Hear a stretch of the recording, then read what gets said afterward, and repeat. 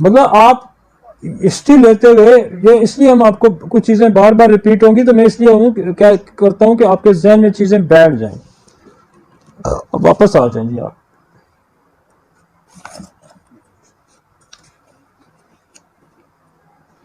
वापस आ जाएं। इन्फेक्शन कितनी टाइप्स के हैं? 4 टाइप के इन्फेक्शन हैं। वायरल, बैक्टीरियल, पैरासाइट्स और फंगल। मैं हर जगह ये मैं जिक्र करता हूं कि चार इन्फेक्शन कॉजेज हैं। 4 इन्फेक्शन कॉजेज हैं, जिसमें ये भी दुनिया को बड़ा चैलेंज है। इन इन्फेक्शंस को ठीक करते करते इंसान की जान चली जाती है। और ये चारों इन्फेक्शन जो है, ये सबब बनते हैं ऑटोइम्यून डिजीज की। ये चारों इन्फेक्शन सप्रेस हो तो जेनेटिक्स के सबब बनते हैं। तो ये 4 इन्फेक्शन पे बड़ा फोकस हमें करना है। और इसमें आगे फिर वो मेडिकेशन आ गया, और आगे चलिए जी, फिर मेडिकेशन का जिसका मैं आगे जिक्र कर चुका हूं।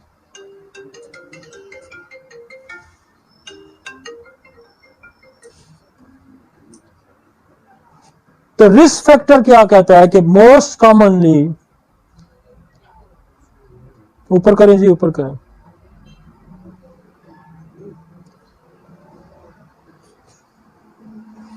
रिस्क फैक्टर वो बता रहा है,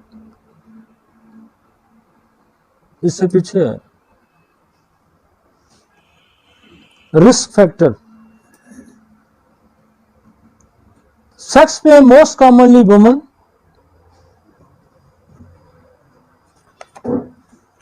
सेक्स में मोस्ट कॉमनली वुमेन। आ गया।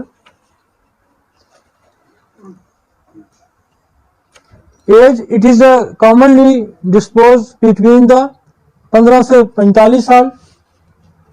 और रेस अफ्रीकन को, ये क्योंकि ज्यादा कहता है कि अफ्रीकन को ज्यादा ये होता है ये। और जो दूसरे लोग हैं वो 3 टाइम इनमें ज्यादा होता है निस्बत के जो आम गोरे लोग हैं। आगे चले जी।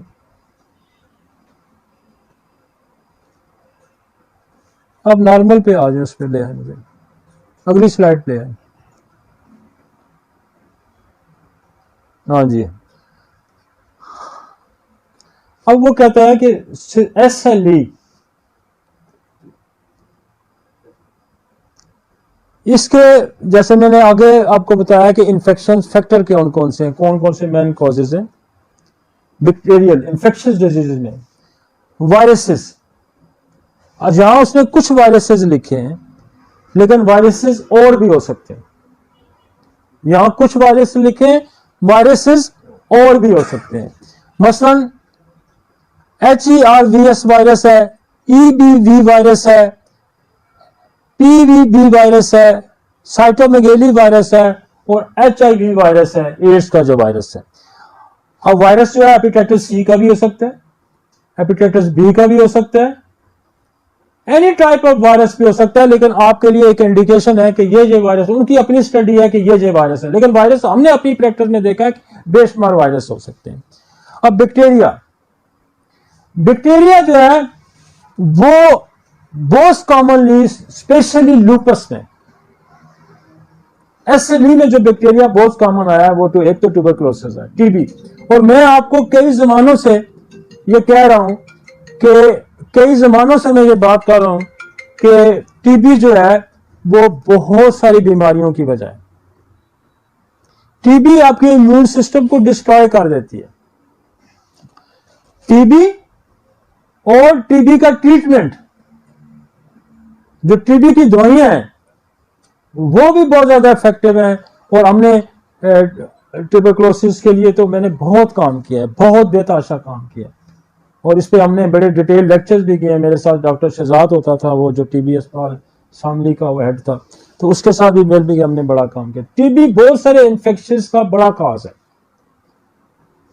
और ये देखें कि यहां उन्होंने 2 बैक्टीरिया डाले हुए हैं, एक ट्यूबरकुलोसिस डाली है और एक H. pylori डाली है।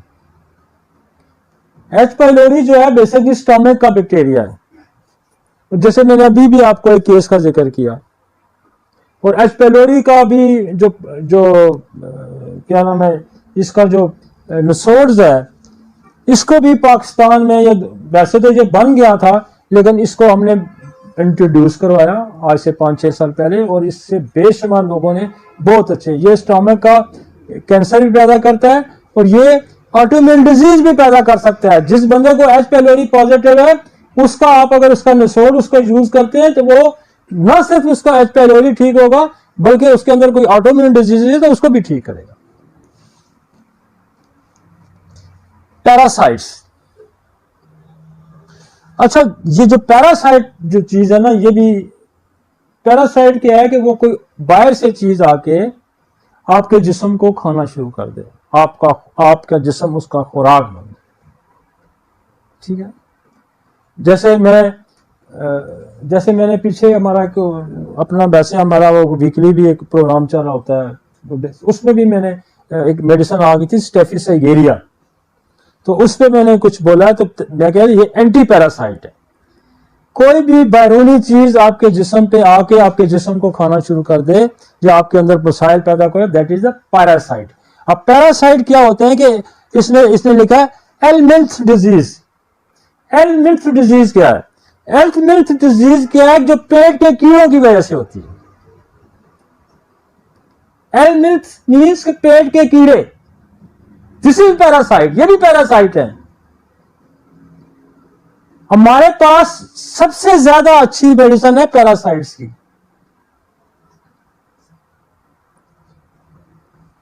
तो जैसे एक्थायोसिस एंटी पैरासाइट है, मलेरिया एंटी पैरासाइट है, आपकी ट्यूबरकुलोनियम एंटी पैरासाइट है, आपकी सिक्रीनम एंटी पैरासाइट है, आपकी सल्फर एंटी पैरासाइट है, आपकी स्पाइजेलिया एंटी पैरासाइट है, आपकी साइना एंटी पैरासाइट है, आपकी ट्यूक्रोम मेरावेरम एंटी, आपकी चेलोन एंटी पैरासाइट है।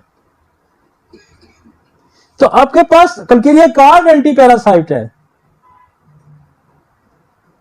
तो आपके पास, आपने कभी यह सोचा होगा कि पेट के कीड़े भी लूपस पैदा कर सकते हैं? This is the international study. हमने बेशुमार फिट्स के केसेस जो है वो साइना से ठीक किए, हमने बेशुमार बेड वेटिंग के केस साइना से किए, हमने बेशुमार जो एनीमिया के केस साइना से ठीक किए, हमने बच्चों को चिड़चिड़े बच्चे, ऑटोइम्यून बच्चे, सॉरी जो बच्चे होते हैं हाइपर एक्टिव बच्चे, हमने साइना से ठीक किए। हमने जो क्या ऑटिस्टिक बच्चे साइना से ठीक किए। भाई आपकी ग्रिप होनी चाहिए ना। अब इसका पेशेंट जब आपके पास आता है, बच्चा भी आता है, तो क्या होगा, उसकी स्किन बड़ी लीन होगी, बिल्कुल कमजोर सी स्किन होगी, पीला सा होगा, आंखों के नीचे सर्कल नजर आएगा। मां से आप पूछेंगे तो क्या दांत टीथ ग्राइंड करता है? कहती है हाँ जी करता है। नोज फिंगरिंग करता है? जी करता है। रात को सोते हुए या वैसे आपने इचिंग, एनल इचिंग उसको होती है? जी होती है। या बहुत ज्यादा खाता है या बहुत ज्यादा, तो 3 चीजों से साइना तो बेताशा बच्चों में मिलती है। आप साइना दें, उसकी एचपी भी ठीक हो जाएगा, उसकी सारा, अगर उसको ऑटोइम्यून है तो वो भी ठीक हो जाएगी। आप स्पाइजेलिया बहुत अच्छे कीड़े निकालती है, ट्यूक्रोमेरम बहुत अच्छा कीड़े निकालती है, ट्यूबरकुलोनियम बहुत अच्छे कीड़े निकालती है, सल्फर बहुत अच्छे कीड़े निकालती है। कोई भी दवाई कीड़े नहीं निकालती तो आप सिक्रीनम दे के दवाइयां दे सकते हैं। आपके पास बड़ी अच्छी लिस्ट है। आपके पास सबरडीला है, कीड़े निकालती है। आपकी सबरडीला की तरफ आपका कभी ध्यान ही ना। बोरक ने दूसरी लाइन में लिखा है एस्कार्डिस। आप रेपर्टरी खोल के दें तो वर्म्स का एक बड़ा डिटेल, इतना बड़ा चैप्टर पड़ा हुआ है भाई। तो आप इलाज उस मर्ज का करने जा रहे हैं जो दुनिया में जिसका इलाज ही नहीं है। तो आपका एक सवाल जो है वो उसकी जिंदगी बंदे की बदल सकता है कि कहीं ड्रग्स अब्यूज है, कहीं सन एक्सपोजर है, पेट में कीड़े हैं, पैरासाइट्स हैं, बैक्टीरियल वायरल इंफेक्शंस हैं, और सबसे बड़ी बात है कि ये जान लेना भी कोई बड़ी कमाल की बात नहीं है। ये जान लेना भी बड़ी कमाल की बात नहीं है, लोगों ने इसको जाना हुआ है। इसका इलाज करना बड़ा कमाल है, और सबसे बड़ा है जो है आपको होम्योपैथी में है कि इन सारे कॉजेस्टिक फैक्टर का आपके पास इलाज है।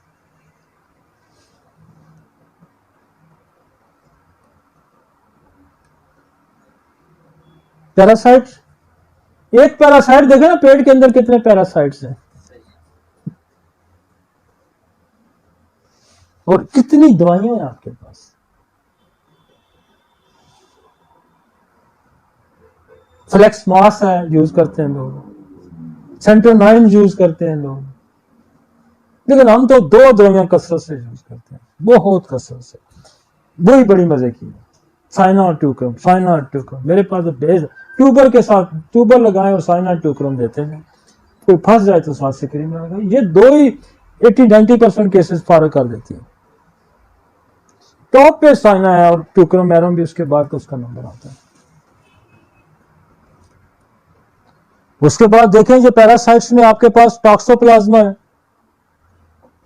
ये भी पैरासाइट है। प्लाज्मोडियम है, प्लाज्मोडियम क्या है, ये मलेरिया का पैरासाइट है। आपके पास कितना मलेरिया का पैरासाइट भी ठीक कर सकते हैं। आपके पास ट्यूबर है, आपके पास मलेरिया है, आपके पास चाइना है, आपके पास नेट्रम है, आपके पास चाइनम सल्फ है। लेशमीनिया, लेशमीनिया भी पैरासाइट है, और आप एंटी पैरासाइट से लेशमीनिया को भी ठीक कर सकते हैं। ये स्पेशली इधर सरहद के इलाके में काफी है ये लेशमीनिया। तो आपके पास पैरासाइट का कंसेप्ट है। आपके पास अगर पैरासाइट को आप समझते हैं, फिर इमोशनल पैरासाइट्स हैं। एक मुलाजिम है तो उसका जो बॉस है वो भी उसके लिए पैरासाइट है, उसके साए के तले उससे डरता है। एक सास के नीचे बहू है, बहू के ऊपर सास भी पैरासाइट है। मल्ले का बदमाश भी आप पे पैरासाइट है, और आपके बच्चे भी बाद आप पे पैरासाइट के, जो भी आप कमाते हैं वो खा जाते हैं आपको खून। तो parasites mean physically and emotionally भी पैरासाइट्स। पैरासाइट का मतलब ये ना कि जो आपकी जान को खा रहा हो, जो आपकी जान को खा रहा हो, चाहे वो इमोशनली खा रहा है, चाहे फिजिकली खा रहा है। कीड़े तो फिजिकली है, लेशमीनिया फिजिकली है, लेकिन इमोशनली पैरासाइट भी है। हाँ, मुल्क का हुक्मरान तबका, ड्रग माफिया भी पैरासाइट है। क्रूअल रूलर भी पैरासाइट्स होते हैं कि जो आवाम का खून चूसते हैं। अब जरूरी नहीं कीड़े आपका खून चूसते हैं, तो ये भी आपका खून चूसते हैं। महल्ले का बदमाश भी आप पैसे लेके निकलते हैं तो आपसे ले लेता है शाम को, वो भी पैरासाइट है। तो उसके लिए देखें, इमोशनल पैरासाइट के लिए हमें जैसे स्टेफिसाइगेरिया दें तो उठ के खड़ा हो जाता है। तो हम अगर पैरासाइट का इलाज करना जानते हैं, इसका मतलब है हम ऑटोइम्यून भी ठीक कर सकते हैं, हम उसका एनीमिया भी ठीक कर सकते हैं, हम उसके इमोशनल सप्रेशन को भी ठीक कर सकते हैं। तो यू मस्ट टू नो कि कौन कौन से पैरासाइट्स हैं जो, और मैं आपको बताऊं कि इसका बड़ा रोल है पैरासाइट्स का। और मैं पिछले 25-30 साल से मेरी गर्दान है कि यार फोकस करें, वायरस पे फोकस करें, बैक्टीरिया पे फोकस करें, पैरासाइट पे फोकस करें, फंगस पे भी फोकस करें। फंगस जब आपको फंगल डिजीजेस भी बेशुमार जो है ऑटोइम्यून डिजीज पैदा करती हैं, तो फोकस करें, समझें बेहतरीन तबीब कौन है, बेहतरीन डॉक्टर कौन है जिसकी सोसाइटी की नस पे हाथ हो। इस वक्त दुनिया में क्या हो रहा है, इस वक्त दुनिया को क्या क्या चैलेंजेस हैं, इस वक्त दुनिया की तिब को क्या चैलेंज है। मेरा अर्बन एरिया का बच्चा जो है वो ज्यादातर नक्स व मीका का मरीज है, वो ज्यादातर सेक्सुअल ट्रांसमिटेड डिजीजेस का मरीज है, और वो ज्यादातर इमोशनल सप्रेशन का मरीज है। तो मेरी अगर उस पर नजर नहीं है तो मैं उसका इलाज क्या करूंगा। इस जमाने में आपकी अगर नस पे हाथ होना चाहिए ना। आज से 200 साल पहले, आज से 400 साल पहले मसाइल कुछ और थे। आज मसाइल कुछ और है, आने वाला जो जमाना है उसके मसाइल कुछ और होंगे। और आने वाले जमाने में भी आपको बताऊं कि ये सारे चैलेंजेस होंगे। ड्रग अब्यूज का चैलेंज आपके सामने होगा, इन्फेक्शियस डिजीज का चैलेंज आपके सामने होगा, आपको आपके पास एनवायरमेंटल चैलेंज बहुत बड़ा आइंदा होगा कि हमारी बेशुमार जो स्किन की डिजीजेज हैं, जो ऑटोइम्यून डिजीजेज है स्किन की, मोस्ट कॉमनली जो है वो मेरी रिसर्च है हजारों मरीजों पे कि हमने उसको पेट्रोलियम को पकड़ा है। We are surviving in the petroleum जो प्रोडक्ट्स हैं, हम उसके अंदर रह रहे हैं और उसके अंदर ही सोराइसिस बना रहा है, वो वही जो है आपका एक्जिमा बना रहा है, वो वही ऑटोइम्यून डिजीज भी पैदा कर रहा है। एक ये भी बड़ा फैक्टर है, एनवायरमेंटल फैक्टर। तो हमने तो बड़ी बड़ी नजर रखी और ये खुदा का करम है कि हमने इस जमाने में वो मसाइल पकड़े हुए हैं जो किसी के ध्यान भी नहीं उस तरफ जाता। और ये मेरी बड़ी स्टडी है पेट्रोलियम पे। हम सोराइसिस हम पेट्रोलियम से ठीक करते हैं और बहुत अच्छी ठीक करते हैं।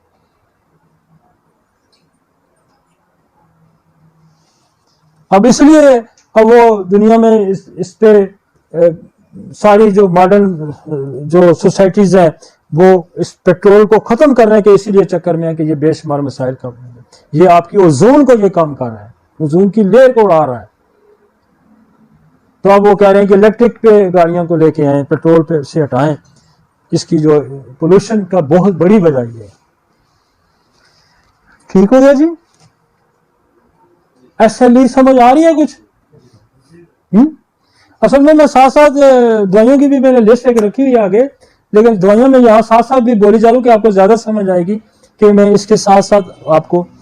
तो जब हम सिस्टेमिक लुपस का इलाज करने जाएं तो हमें एनवायरमेंटल ख्याल रखना चाहिए, हमें इन्फेक्शंस का ख्याल रखना चाहिए जिसमें वायरल बैक्टीरिया, और वैक्सीनेशन का बड़ा रोल है। मैं अक्सर जिक्र करता हूँ वैक्सीनेशन का भी बड़ा रोल है कि आपका इम्यून सिस्टम किसी बैक्टीरिया के खिलाफ खुद जब वैक्सीन देते हैं हम तो बेशुमार बीमारियां जो है वैक्सीन को एंटीडोट करने के लिए भी होम्योपैथी के पास बड़ा है। आगे चलते हैं। जैसे वैक्सीन की बेशुमार दवाइयां हैं, भूजा टॉप पे है, वैक्सीन टॉप पे है, आपकी सिलेशिया है, आपकी एमएमआर है, आपकी मैं एक और पीछे स्टडी कर रहा था, लीडम एंटी वैक्सीनेशन है। लीडम, अब लीडम आपको कहेंगे कैसा एंटी वैक्सीनेशन? देखें लीडम भी वही रोल प्ले करता है जो वैक्सीन टीका करता है। जब इन्फेक्टेड कोई नोकदार चीज आपको लगती है तो वो पॉइजनिंग जो टेटनस होता है, तो जो पॉइजनिंग इफेक्ट होता है वो लीडम उसको ठीक करती है। इसका मतलब है कि जो वैक्सीन आपके लिए सूटेबल नहीं थी वो इंजेक्ट की गई, उस इंजेक्टर की थी, दैट इज द लीडम। समझ आइए एक और दवाई कि वो लीडम का रोल कहां पे है कि वो नोकदार चीज जो आपको चुभी और वो इन्फेक्टेड थी और उसने टेटनस बना दिया या उसने कोई पेन खड़ा कर दिया, तो वो वैक्सीन जिसने आपकी बॉडी के अंदर मसाइल पैदा किए, तो दैट इज द लीडम।